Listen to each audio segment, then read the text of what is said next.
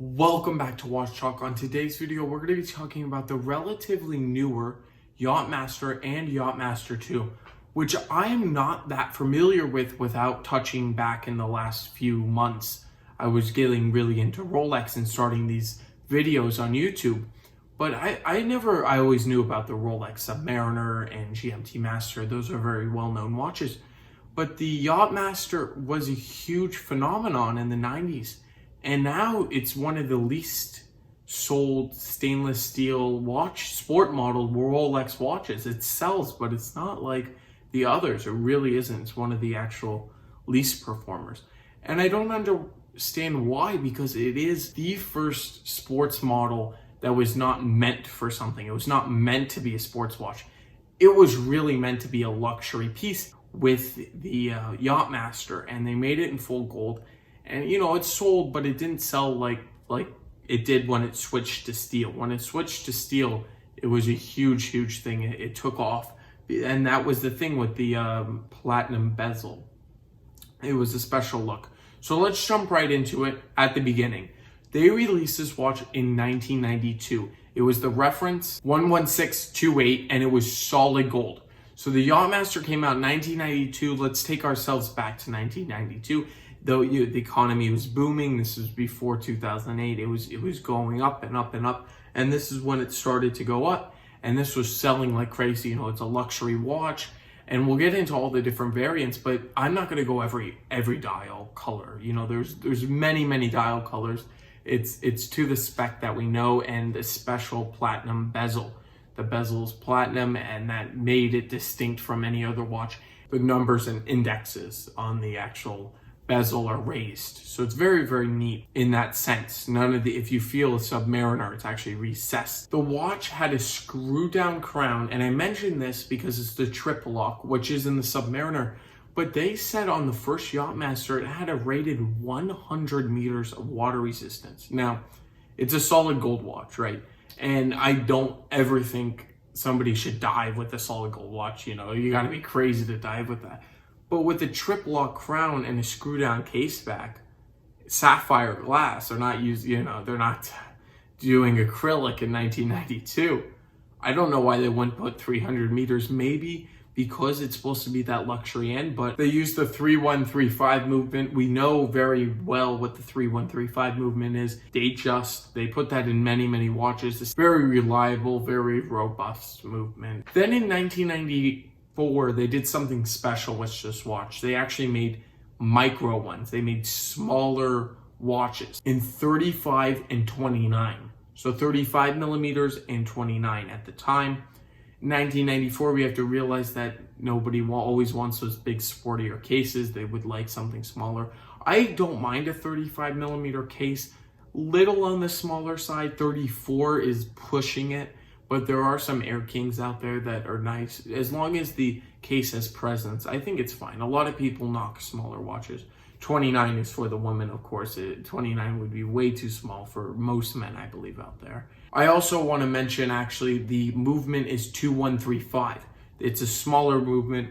Relatively, it didn't do anything revolutionary for Rolex. It was just there. Nobody oohed and awed over it like they do now with the other sport models. So it was just 2135, a little smaller move. 1999. So 1999 is when it blew up, like huge, because when they released something after they released it in gold, they released it in stainless steel, which brought it way more affordable for the public and had a platinum bezel.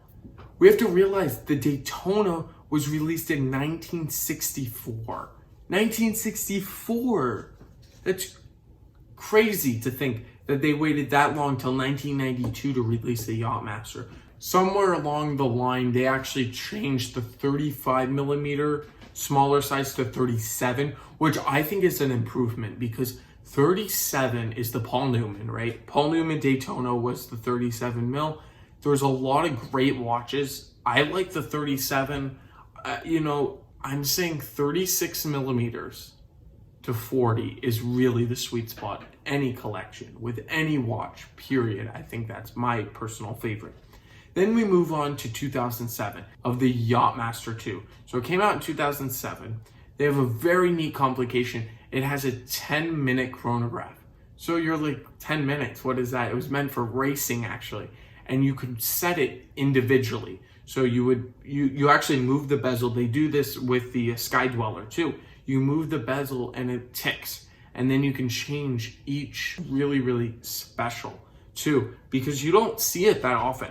I've talked to many Rolex. I've seen many Rolex and talked to people that collect Rolex. This almost never comes up in the conversation, ever.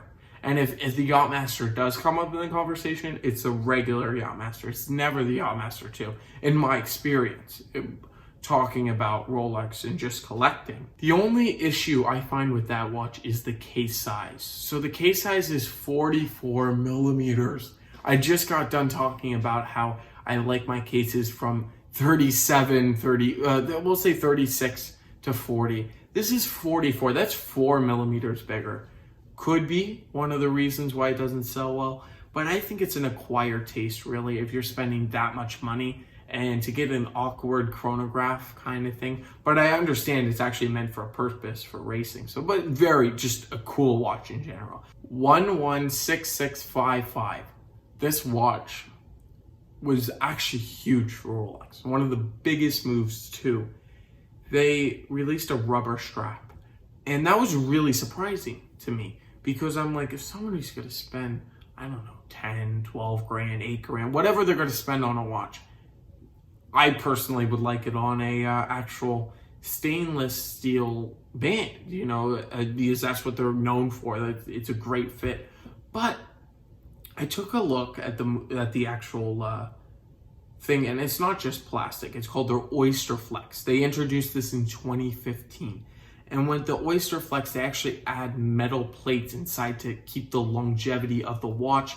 It's very designed well. It's not just what the run-of-the-mill plastic type of strap. It's actually very, very well thought out and well planned. And that actually carried to the Daytona. So from the Yacht Master, it went into the Daytona.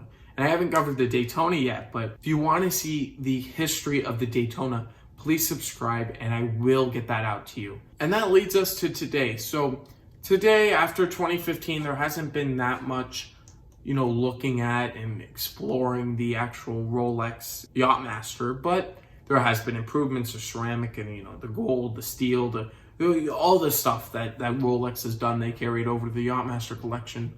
Also, I have to mention Charlie Sheen in 2.5 Men is wearing the Yacht Master, and that's the actual watch he wears in the show. I have to say, yes, I like it. It's a childhood humor, but it is a completely hysterical show, and anybody out there could tell you what 2.5 Men is. It was a huge success. Thank you all for watching. I wanted to go over the history of this iconic watch, and I wanted to talk to you really about why it's not selling so well. I honestly don't know. I know it's selling because it's a stainless steel sports watch, but I want to hear your opinion in the comments below. Do you like the Rolex Yacht Master, or do you like the other watches better, and that's why it's doing better? The other watches like the Submariner and the GMT Master and all the ones we know and love. So please give me a like. Please subscribe to the channel. It really does help me produce more content for you, and I'll catch you in the next one.